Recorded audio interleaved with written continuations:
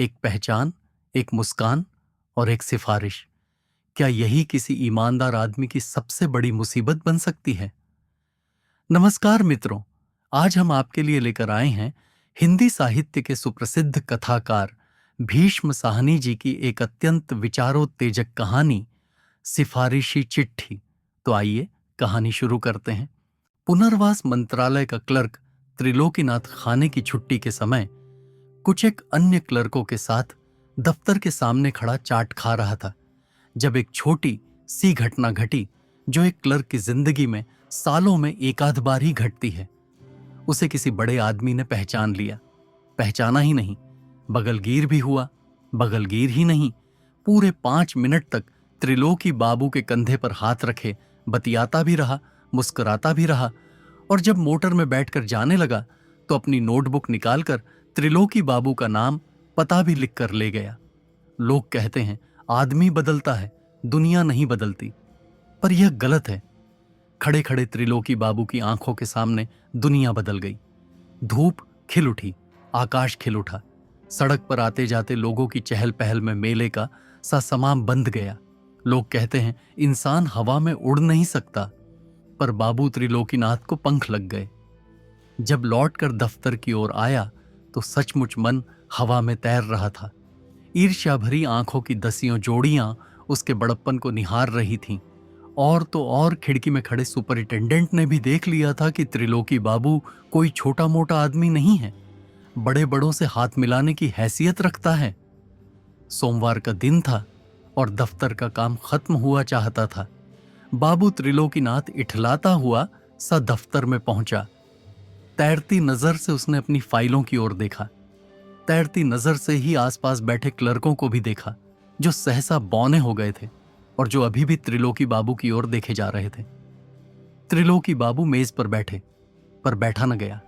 File खोली, पर उस पर से आंखें फिसल फिसल जाती। दफ्तर की किसी बात पर मन ही न टिकता था और दिल था कि बराबर कोई धुन बजाए चला जा रहा था। शाम होते होते त्रिलोकी बाबू कुछ धरती पर उतरे, पर दिल में मीठी मीठी धूप अभी भी खिल रही थी। घर पहुंचे तो दरवाजे पर कुंतो मिली। कुंतो उनकी पत्नी थी। 3 बच्चों की मां होने के बावजूद उसकी आंखें चमकती थीं और घुघराले बालों की एकाध लट माथे पर सदा झूलती रहती थी। सुबह डिब्बा ले जाते तो लौटते हुए वनस्पति तो लेते आते। त्रिलोकी ने ढांढस बंधाते हुए कुंतो की कोहनी पर हाथ रखा। अनहोनी बात, त्रिलोकी दफ्तर से लौटकर सीधे मुंह कभी बात नहीं करता था, और तो और कुंतो को पति की मूंछों के नीचे एक फरफराती सी मुस्कुराहट भी नजर आई। कौन? से खन्ना साहब, वे जो शिक्षा विभाग में डायरेक्टर हुआ करते थे, अब रिटायर हो गए हैं। किसी जमाने में मेरे प्रोफेसर रह चुके हैं। कुंतो क्षण भर के लिए पति के चेहरे की ओर देखती रही, फिर धीरे से बोली, सुबह डिब्बा ले गए होते तो घर में वनस्पति तो होता, इस वक्त तो दाल छोंकने के लिए भी घर में घी नहीं है। और उठकर रसोई घर की ओर जाने लगी। तुम भागी कहां जा रही हो? खन्ना साहब सेक्रेटरी से मेरी सिफारिश करने जा रहे हैं। आज हमारे दफ्तर ही आए थे। उन्होंने नोटबुक में मेरा नाम, पता भी लिख लिया है। कहने लगे तुम्हें तरक्की जरूर मिलनी चाहिए। कुंतो ने चलते हुए ही मुड़कर देखा और बोली, जब करेंगे तो देखा जाएगा, अभी से क्यों नाचने लगूं? और रसोई घर की ओर बढ़ गई। त्रिलोकी कहता गया, बड़े प्यार से मिले, मुझे पहचानते ही बगलगीर हो गए। जब उन्हें मालूम हुआ कि मैं 14 साल से क्लर्की कर रहा हूं तो उनकी आंखों में आंसू आ गए। इस पर कुंतो हंस पड़ी और रसोई घर के दरवाजे में आकर खड़ी हो गई। सच? आंसू आ गए? हां, तो उनकी आंखें नम हो रही थीं। वे मेरे प्रोफेसर रह चुके हैं ना। कहने लगे, तुम जैसा होनहार 14 साल से क्लर्की में बैठा है। मैं अपने जमाने में कॉलेज का सबसे अच्छा विद्यार्थी हुआ करता था। मैं जानती हूं। कुंतो बीच में ही बोल उठी, तुमने मेडल जीता, हॉकी के कप्तान रहे, लखनऊ में डिबेट में बोलने गए, पर कप नहीं जीत पाए क्योंकि जज तुम्हारा मौसेरा भाई निकल आया। क्या मैं यह सब नहीं जानती? और बात पूरी करती हुई वह फिर मुड़कर रसोई घर में चली गई। वनस्पति के बिना खाना क्या बनता? कुंतो ने चावल उबाले, दाल चढ़ाई और बिना उसे छोंके चावलों में मिलाकर तीनों बच्चों को खिला दी। पर जब बच्चे सो गए और पति पत्नी अपने अपने बिस्तर पर लेट गए तो कुंतो का दिल मचल उठा। सिर के नीचे दोनों हाथ रखे वह चमकती काली आंखों से देर तक छत को ताकती रही। काफी देर बाद उससे हल्की सी झपकी आई तो लगा जैसे रसोई घर में दाल छौंकी जा रही है और खालिस घी की महक सारे घर में फैल रही है। कुंतो ने करवट बदली। उसे लगा जैसे उसकी बड़ी बेटी झूला झूल रही है। उसने सफेद फ्राक पहन रखा है और उसके बालों में फूल लगे हैं। कुंतो फिर आंखें खोलकर छत को ताकने लगी। क्यों जी, जागते हो? त्रिलोकी भी अपने गंजे सिर के नीचे दोनों हाथ बांधे छत की ओर ताक रहा था और देर से अपनी उधेड़ बुन में खोया हुआ था। बीबी की आवाज सुनकर चुप बना लेटा रहा। क्यों जी, सो रहे हो? क्या है कुंतो, तुमने मुझे जगा दिया? क्यों जी, क्या सचमुच तुम्हारी तरक्की होने जा रही है? देखें क्या होता है। इतना आसान तो नहीं है, मगर आजकल सिफारिश के बिना कौन सा काम होता है। थोड़ी देर चुप रहने के बाद कुंतो फिर बोली, तुम अफसर भी तो लग सकते हो। रजनी का पति पहले क्लर्क ही तो था, अब वह बड़ा अफसर बना हुआ है। त्रिलोकी चुप रहा। उसने कोई उत्तर नहीं दिया। कुंतो से रहा न गया। उछलकर अपने बिस्तर में से निकली और पति के निकट चली गई। मुझे क्या दोगे जो तरक्की हो गई? उसने हंसकर पूछा। त्रिलोकी ने बुझी सी आवाज में जवाब दिया, जब तरक्की होगी तो देखा जाएगा कुंतो। ये काम इतने आसान थोड़े ही होते हैं। शाम के वक्त तो इतने चहक रहे थे, अब इतने गुमसुम क्यों हो गए हो? मैं कुछ तुमसे मांगती तो नहीं। त्रिलोकी फिर भी चुपचाप लेटा रहा, पर कुंतो की उत्तेजित कल्पना अभी भी तरह तरह के ताने बाने बुने जा रही थी। तुम रिश्वत भी लोगे ना? क्लर्की में से तो निकला नहीं हो कुंतो। तुम्हें रिश्वत की सूझ रही है। इसमें बुरा क्या है? आजकल सभी रिश्वत लेते हैं। ऊपर की आमदनी का अपना रोब होता है। खुद मांगने नहीं जाना, पर कोई दे दे तो इनकार भी ना करना। त्रिलोकी ने पत्नी की ओर से पीठ फेर ली। कुंतो फिर भी बोलती गई, मैं गार्गी का दहेज अभी से तैयार करने लगूंगी। कुंतो ने बुदबुदाते हुए कहा, जल्दी में चीज कभी अच्छी नहीं बनती। धीरे धीरे चीजें लेती रहूंगी। पति की पीठ के पीछे लेटे लेटे कुंतो त्रिलोकी के गंजे सिर को धीरे धीरे सहलाती और बुदबुदाती रही।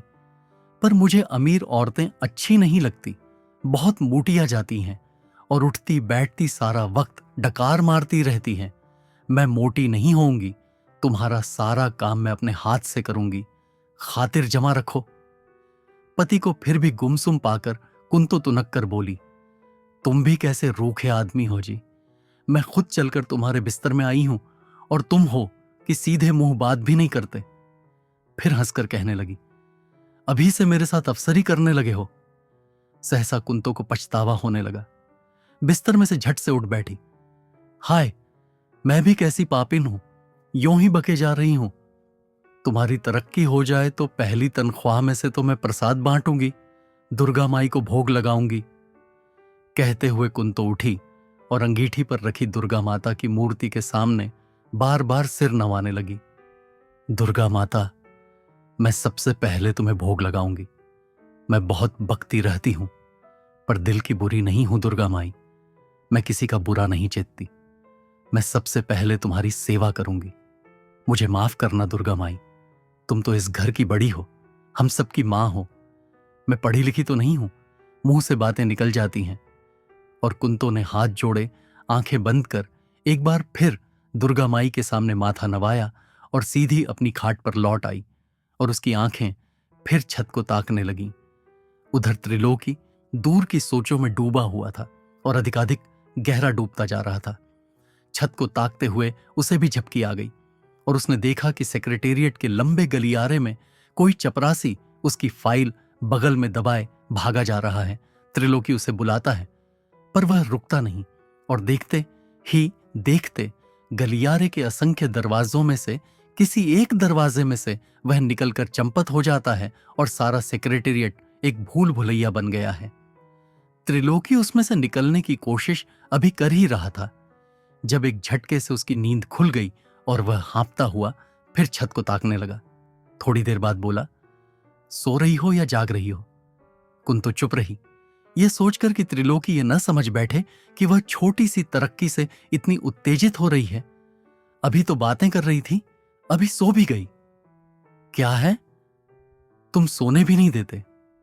मैं सोचता हूं कल मैं दफ्तर नहीं जाऊंगा। पत्नी ये सुनते ही लपक कर उठ बैठी। क्यों भला? मेरी तबीयत कुछ ठीक नहीं है। बहुत बनो नहीं, अब तरक्की होने जा रही है तो इन्हें दफ्तर ही जाना अच्छा नहीं लगता।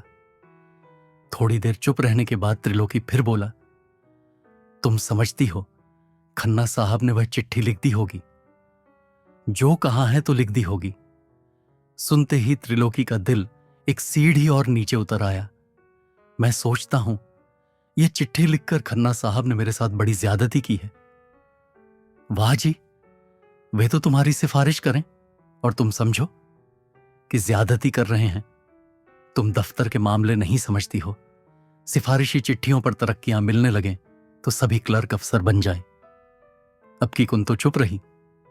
उसको समझ में नहीं आ रहा था कि त्रिलोकी क्या कहे जा रहा। त्रिलोकी ने ठंडी सांस ली और करवट बदल ली। इससे तो बात बिगड़ जाएगी, वह बुदबुदाया। बिगड़ेगी क्यों? मेरी तरक्की होगी तो बाकी क्लर्क क्या चुप बैठे रहेंगे?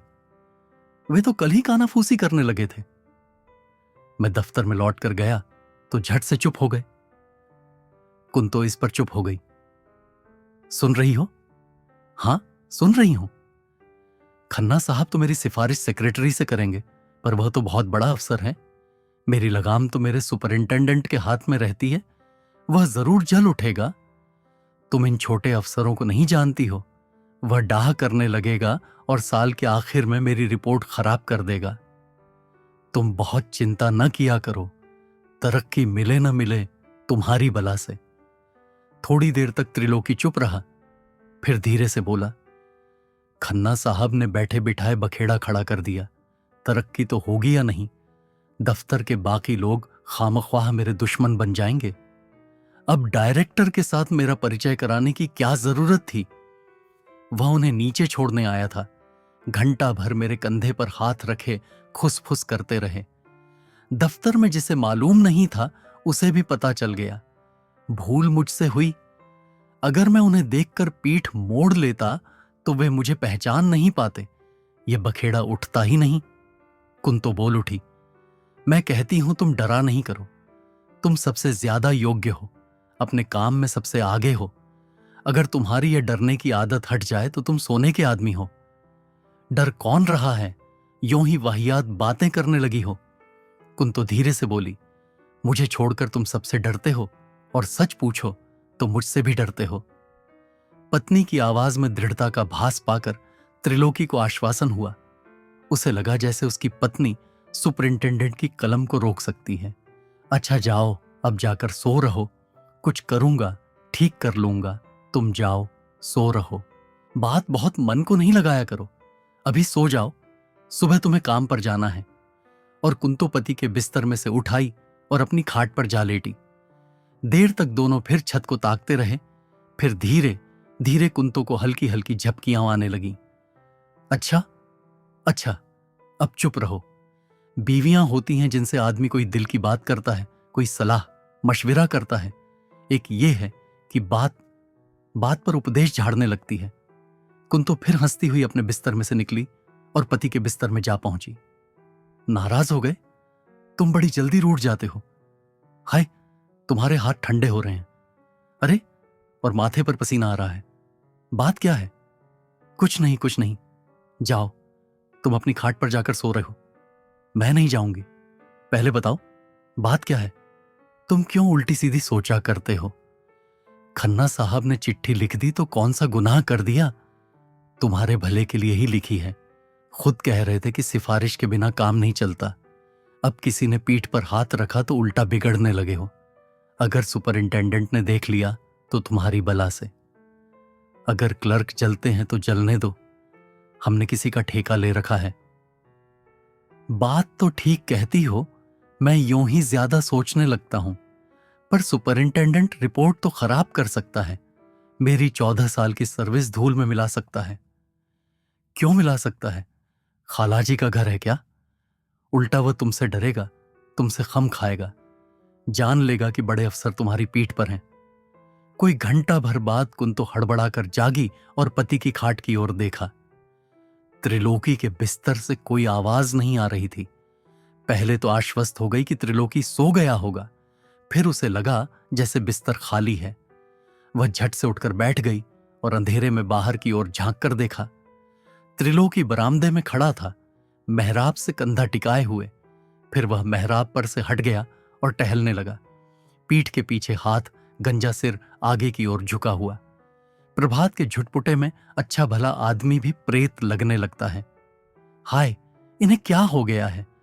ऐसे भी कोई बात दिल को लगा लेता है। कुंतो खाट पर से उतर आई और बरामदे में पहुंची। तुम्हें मेरे सिर की कसम, अंदर चलो। हुआ क्या है जो तुम इतने परेशान हो रहे हो? त्रिलोकी ठिठक गया। तुम नहीं जानती कुंतो, मुझे लगता है खन्ना साहब ने वह चिट्ठी लिख दी होगी और मेरा काम चौपट हो जाएगा। तुमने अपनी ये क्या हालत बना ली है? आखिर तुम्हें कोई नौकरी से निकाल तो नहीं रहा? अंदर चलो, मेरी 14 साल की सर्विस धूल में मिल जाएगी। कुछ नहीं हुआ, कुछ नहीं होगा, तुम अंदर चलो। तुम समझती क्यों नहीं हो कुंतो? मेरा वास्ता सेक्रेटरी के साथ नहीं पड़ता, मेरा वास्ता सुपरिंटेंडेंट के साथ पड़ता है। मेरी नकेल तो उसके हाथ में रहती है। और त्रिलोकी की आंखों के सामने फिर सुपरिंटेंडेंट का चेहरा घूम गया। तुम बात को समझा करो कुंतो। दफ्तर में सभी काम फाइलों पर होते हैं। सेक्रेटरी ने ज्यों ही मेरी फाइल मंगवाई कि सुपरिंटेंडेंट को पता चल जाएगा। बल्कि जिस तरह वह मुझे देख देख कर मुस्कुरा रहा था, मुझे यकीन है उसे अभी से पता चल चुका है। सुपरिंटेंडेंट चिढ़ गया है। वह दिल का अच्छा आदमी नहीं है। मुझसे यूं भी डाह करता है क्योंकि मैं उससे ज्यादा पढ़ा हुआ हूं। ये लोग जानबूझकर रिपोर्ट खराब कर देते हैं। अच्छा, तुम इस वक्त तो अंदर चलो, देखा जाएगा जो होगा। सुबह होने को आई है और तुम पल भर के लिए भी नहीं सो पाए। चलो अंदर। त्रिलोकी ने पत्नी का हाथ जोर से झटक दिया। तुम मुझे दम भी लेने दोगी या नहीं? दिन रात पीछे पड़ी रहती हो। जब से इस घर में आई हो, एक दिन चैन का नसीब नहीं हुआ। कुंतु धक से रह गई। फिर उसे अपनी बाहों में भरती हुई बोली, मुझे जो मन में आए कह लो, मगर अंदर चलो। घंटे 2 घंटे सो लो। देखो, रात भर बेचैन रहे हो। हटो जी, ये क्या मजाक है? त्रिलोकी ने अपने को छुड़ाने की कोशिश करते हुए कहा, फिर चुपचाप अंदर चला गया और सिसकी भरकर खाट पर लेट गया। पक्षी चहक रहे थे। आकाश में सुहावनी सुबह की लाली खिल चुकी थी और मीठी मीठी ठंडी हवा बह रही थी। जब त्रिलोकीनाथ खन्ना साहब के बंगले के बाहर खड़ा बार बार अंदर झांक रहा था और निश्चय नहीं कर पा रहा था कि अंदर चला जाए या वहीं खड़ा इंतजार करे। वह अभी सोच ही रहा था कि खन्ना साहब सुबह सैर के कपड़े पहने खंखारते हुए बाहर निकले। कौन है? अरे त्रिलाकी, तुम कब से यहां खड़े हो? आओ अंदर चलो। फिर वहीं खड़े खड़े कहने लगे, माफ करना, मैं अभी चिट्ठी नहीं लिख पाया, कुछ काम आ पड़ा था, बीच में ही रह गई। मैं आज जरूर लिख दूंगा। त्रिलोकी ने पहली बार आंख उठाकर खन्ना साहब के चेहरे की ओर देखा। एक क्षण में ही मनोबोझ उसकी छाती पर से, कंधों पर से और सिर पर से उतर गया। नहीं नहीं खन्ना साहब, आप कष्ट न कीजिए। मुझे इस साल तरक्की मिल जाने की आशा है। मेरी सर्विस काफी लंबी हो चुकी है सर। खन्ना साहब हदबुद्धि से त्रिलोकी के चेहरे की ओर देखने लगे। उन्हें आश्चर्य हुआ, कुछ गुस्सा भी आया कि इस क्लर्क ने मेरी सिफारिश को महत्व नहीं दिया, पर इस बात का इत्मीनान भी हुआ कि अनावश्यक उत्साह में जो चिट्ठी लिखने का वचन दे आए थे, उस पचड़े में से निकलने के लिए त्रिलोकी खुद चला आया था। हर्ज तो कोई नहीं था अगर लिख देता, मगर तुम अपने दफ्तर की बातों को मुझसे ज्यादा समझते हो। जो जरूरत नहीं तो न सही। हल्के डग भरता हुआ त्रिलोकी दफ्तर को चला। थोड़ी देर बाद ही सेक्रेटेरिएट के ऊंचे ऊंचे गुंबद आंखों के सामने आए, रोज की तरह आसमान से बातें करते हुए। क्लों की भीड़ साइकिलों पर उनकी ओर बढ़े जा रही थी। बाबू त्रिलोकीनाथ के पांव धीरे धीरे फिर बोझिल होने लगे और मन फिर उधेड़ बुन में खोने लगा। अगर आपको यह कहानी पसंद आई हो तो वीडियो को लाइक करें और चैनल को सब्सक्राइब करना ना भूलें। धन्यवाद।